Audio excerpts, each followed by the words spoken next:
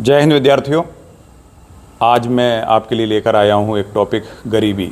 यह टॉपिक आने वाले सब इंस्पेक्टर परीक्षा में तो आएगा ही, साथ में पीएससी, यूपीएससी हर जगह ये टॉपिक काम आता है।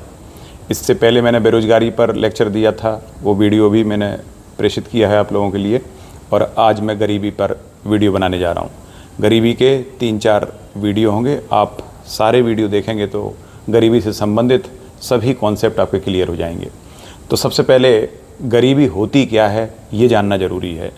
विद्यार्थियों, गरीबी का मतलब होता है कि जब किसी भी देश में किसी व्यक्ति की जो बेसिक नीड्स हैं वो पूरी नहीं होती। जो बेसिक नीड्स क्या क्या हैं? रोटी, कपड़ा और मकान, शिक्षा और स्वास्थ्य, ये 5 बेसिक नीड्स होती हैं हर इंसान की। अगर ये फुलफ़िल नहीं हो पा रही हैं तो वो व्यक्ति गरीब है। फुलफ़िल होने का मतलब है उसकी जो न्यूनतम आवश्यकताएं हैं इन 5 में, ये पूरी फुलफ़िल होना चाहिए, उसको मिलनी चाहिए। अगर ये नहीं मिलती हैं तो ऐसा व्यक्ति गरीब कहलाता है। लेकिन अब यहाँ एक बात ये आती है कि विकसित देशों में कैसे गरीबी काउंट करें? वहाँ तो हर व्यक्ति के पास ये 5 चीज़ें हैं, लेकिन फिर भी वहाँ लोग गरीब हैं। तो कैसे होते हैं? तो विद्यार्थियों, विकसित देशों में सापेक्ष गरीबी निकाली जाती है। रिलेटिव पावर्टी का मतलब होता है कि अगर विकसित देश में 10 घर हैं और 10 घर में से 8 घर ऐसे हैं जिनके पास शानदार गाड़ियां हैं, बहुत अच्छी महंगी महंगी गाड़ियां हैं, लग्जरियस उनके अच्छे घर हैं, और बाकी जीवन जीने के लिए, जीवन निर्वाह के लिए सभी सुविधाएं उनके पास अच्छी हैं।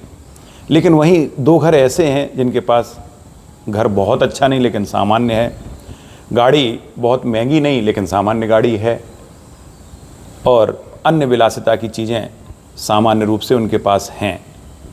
वहाँ भूख जैसी कोई बात नहीं होती है, लेकिन फिर भी वो गरीब हैं, क्योंकि वो अपने ही देश के अबव एवरेज लोगों की तुलना में गरीब हैं। लेकिन बेसिक नीड्स क्या उनकी फुलफ़िल नहीं हो रही हैं, फिर भी वो गरीब हैं। तो ऐसे विकसित देशों की गरीबी को सापेक्ष गरीबी कहा जाता है। ये गरीबी के 2 प्रकार होते हैं, सापेक्ष और निरपेक्ष।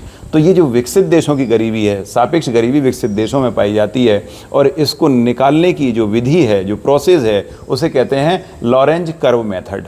एक अमेरिकन अर्थशास्त्री हुए मैक्स ओ लॉरेंज, उन्होंने एक मेथड दी थी निकालने के लिए, सापेक्ष गरीबी निकालने के लिए। उनकी मेथड ये है कि किसी देश में कितने लोगों के पास, कितने प्रतिशत लोगों के पास कितना प्रतिशत पैसा है, इससे उन्होंने गरीबी निकाली। जैसे फॉर एग्जांपल, भारतवर्ष में लगभग 2/3 पैसा 1% लोगों के पास है।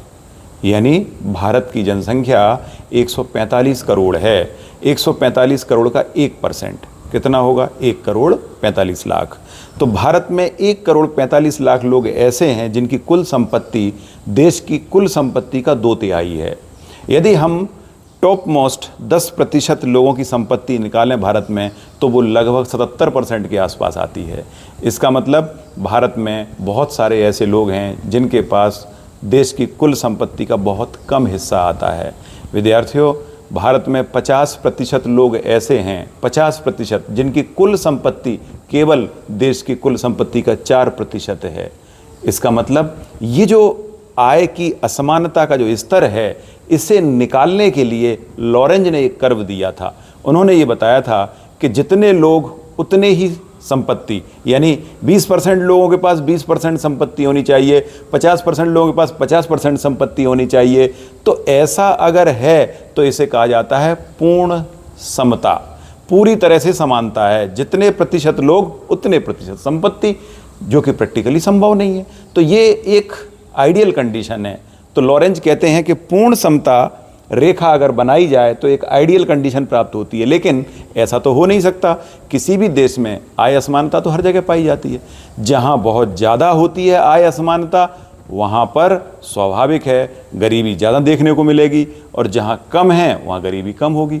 तो विकसित देशों में गरीबी जब भी निकाली, तो विकसित देशों की जो गरीबी होती है वो स्वाभाविक है, वो इस तरह की होती है कि वहाँ तुलनात्मक गरीबी पाई जाती है, जिसे लॉरेंज कर्व द्वारा ज्ञात किया जाता है। ये परीक्षा के लिए बहुत इंपॉर्टेंट है विद्यार्थियों, इसको बहुत अच्छे से बारीकी से आपको पढ़ना है।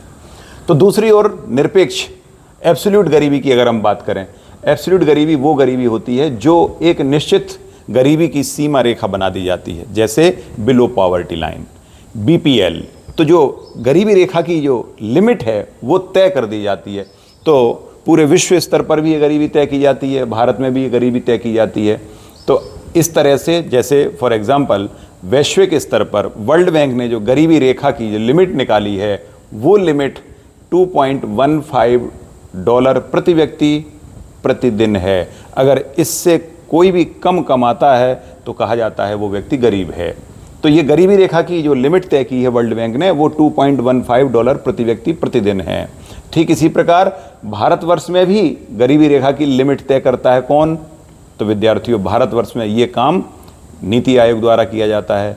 नीति आयोग गरीबी रेखा की लिमिट निकालता है तो उसने भी कुछ लिमिट तय कर रखी है। अगर उससे कम आय है तो वो लोग गरीब कहलाते हैं। तो इस तरह से पूरे विश्व में जितने भी विकासशील और अल्प विकसित देश हैं वहाँ पर गरीबी निकालने के लिए निरपेक्ष गरीबी का प्रयोग किया जाता है, और इसके लिए जिस मेथड का प्रयोग किया जाता है उसे हेड काउंट मेथड कहा जाता है। इस मेथड से निकाली जाती है। तो याद रखेंगे विद्यार्थियों, विकासशील एवं अल्प विकसित देशों की गरीबी एब्सोल्यूट गरीबी कहलाती है, जबकि विकसित देशों की गरीबी सापेक्ष गरीबी कहलाती है। इस प्रकार इन दोनों में ये बेसिक डिफरेंस है। इस डिफरेंस को आप लोग अच्छे से पढ़ेंगे। इसके बाद अब मैं अगले वीडियो में लेकर आऊँगा आपके लिए कि गरीबी एब्सोल्यूट गरीबी कैसे निकाली जाती है और इस समय पूरे विश्व में एब्सोल्यूट गरीबी के आधार पर क्या मानक तय किए गए हैं और कितनी जनसंख्या गरीबी रेखा के नीचे है। जय हिंद।